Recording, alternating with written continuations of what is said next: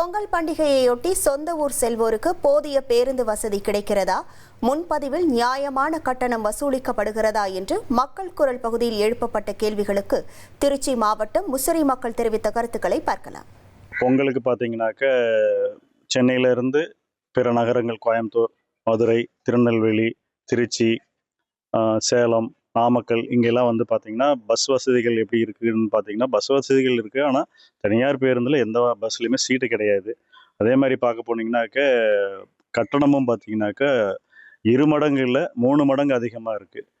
Normal டேஸில் இருக்கிற ரேட்டை விட 3 மடங்கு அதிகமாக தான் வசூல் பண்ணுறாங்க. சொந்த ஊருக்கு போகலான்னு சொல்லி வந்தால் இங்கே சாதாரணமாக 650 ரூபா 700 ரூபாய்க்கு போயிட்டு இருந்த கட்டணம்லாம் இப்போ 2000 ரூபா 2500 அடுத்தாப்புல கவர்மெண்ட்டு நம்ம பஸ்லேயும் பார்த்தீங்கன்னா 350 ரூபா 400 ரூபாய்க்கு போச்சு.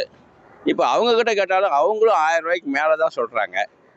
இதெல்லாம் கொஞ்சம் கவர்மெண்ட் முறைப்படுத்தினா தான் நல்லாயிருக்கும். தீபாவளி, பொங்கல் இதெல்லாம் பார்த்தீங்கன்னா நாங்கள் வெளியூர் ஊருக்கு செல்லும் போது டிக்கெட் புக் பண்ணோம்னா டிக்கெட்டே கிடைக்க மாட்டேங்குது. 2 மாதம் முன்னாடியே புக் பண்ணால் தான் டிக்கெட் கிடைக்கிது. அப்படியே கிடைச்சாலும் 1000 ரூபா 700 ரூபா இருக்க டிக்கெட்டு வந்து பார்த்தீங்கன்னா 2000 3000 வருது. அதை வந்து பார்த்தீங்கன்னா குறைச்சி தமிழக அரசு ஏற்பாடு பண்ணி கொடுக்குறோம். இப்போ நம்ம தமிழர் வந்து பொங்கலுக்கு திருநாளுக்கு வெளியூர்லேருந்து வர்றாங்க. நம்ம தமிழ்நாட்டிலேருந்து இல்லாமல் பெங்களூர், மைசூர் இல்லை இந்த ஊர்லேருந்தெல்லாம் வர்றாங்க. ஆனால் அவங்க 2 மாதத்துக்கு முன்னாடியே புக் பண்ண முடியல. கிடைச்ச நேரத்தில் புக் பண்ணாலும் ட்ரெயின், நம்ம பஸ் எல்லாம் பார்த்தீங்கன்னா டிக்கெட்டு கிடைக்க மாட்டேங்குது. அதனால் தமிழக அரசு அது முறைப்படுத்தி அவங்க கடைசி நேரத்தில் வர்றப்ப அவங்களுக்கு சலுகை வேலையில் பண்ணணும். இல்லை பஸ் அதிகப்படுத்தி கொடுத்தா கொஞ்சம் நன்றி, சந்தோஷமாக இருக்குது மக்களுக்கு. பொங்கல் காலமாக இருக்குது. ஒவ்வொரு பண்டிகை காலங்களிலும் நாங்கள் சிரமப்படுறது என்னென்னா, இந்த டிரான்ஸ்போர்ட் ரேட்டு நார்மலாக ஒரு ரேட் ஒரு இது கொடுத்துட்ருக்கிறோம்னா, எக்ஸ்பெஷலி இப்போ இந்த பண்டிகை காலங்களில் அதுவும் தீபாவளி, பொங்கல்னு சொன்னால் டபுள் த ரேட் ஆகிடுது. அதனால் என்ன ஆகுன்னா, ஒவ்வொருத்தரும் எல்லாருமே எம்ப்ளாயீஸ் கிட்டத்தட்ட below poverty, that is middle class தான். இங்கேருந்து அதுக்காக பெரிய அளவில் ஒரு குடும்பத்தோடு போகும்போது பெரிய அளவில் செலவு பண்ண வேண்டியிருக்கு.